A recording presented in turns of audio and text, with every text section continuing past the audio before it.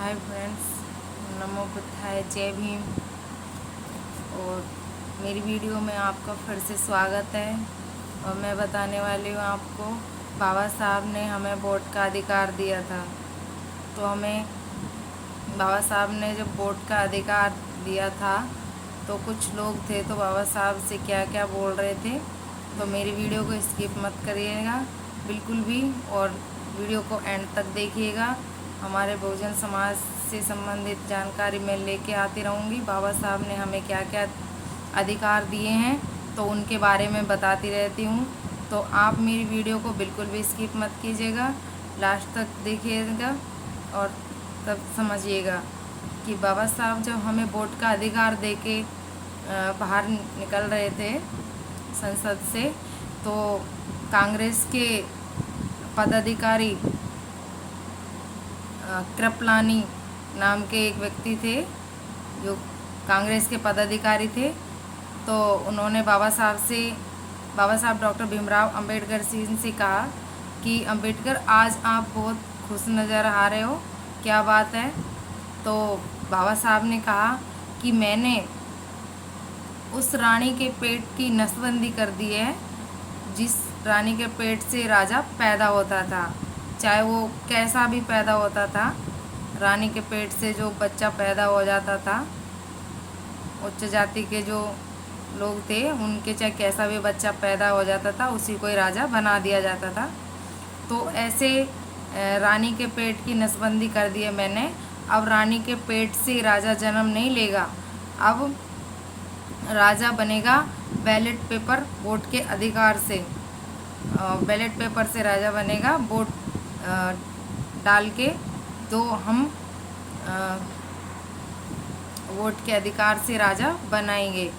तो कृपलानी था, तो उन्होंने बाबा साहब से क्या कहा कि तेरे लोग गरीब हैं, भूखे हैं और बिकाऊ हैं, हम उनको खरीद लेंगे, खरीद कर अपनी सरकार बना लेंगे। तुम्हारे लोग बिक जाएंगे और हम अपनी सरकार बना लेंगे। तो बाबा साहब ने उनसे कहा कि मेरे लोग गरीब ज़रूर हैं और बिक भी जाएंगे और तुम अपनी सरकार बना भी लोगे। मेरे लोग गरीब हैं, बिकाऊ हैं और तुम अपनी सरकार बना लोगे उनसे खरीद के उनको। तो तुम अपनी सरकार बना भी लोगे, लेकिन जिस दिन मेरे समाज को इस वोट के अधिकार की वैल्यू समझ में आ जाएगी, उस दिन तुम्हारे जैसा कोई भिखारी नहीं होगा। तो बाबा साहब ने ऐसा जवाब दिया उसको। और मेरे समाज से मैं यही कहना चाहूँगी कि अपने अमूल्य वोट को ख़राब मत करिए और सही जगह पे उसका उपयोग करिए। और बाबा साहब ने हमें कितने संघर्षों से ये हमें वोट का अधिकार दिया है।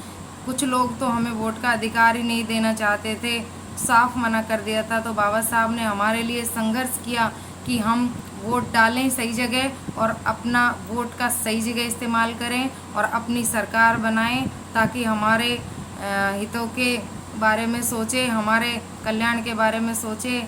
और हमारा समाज है वो अभी तक इतना 99% गरीब है, कुछ लोग ही उभरे हैं। तो वो यही गलती करते हैं, हम यही गलती कर रहे हैं कि हम अपने वोट का सही इस्तेमाल नहीं कर रहे।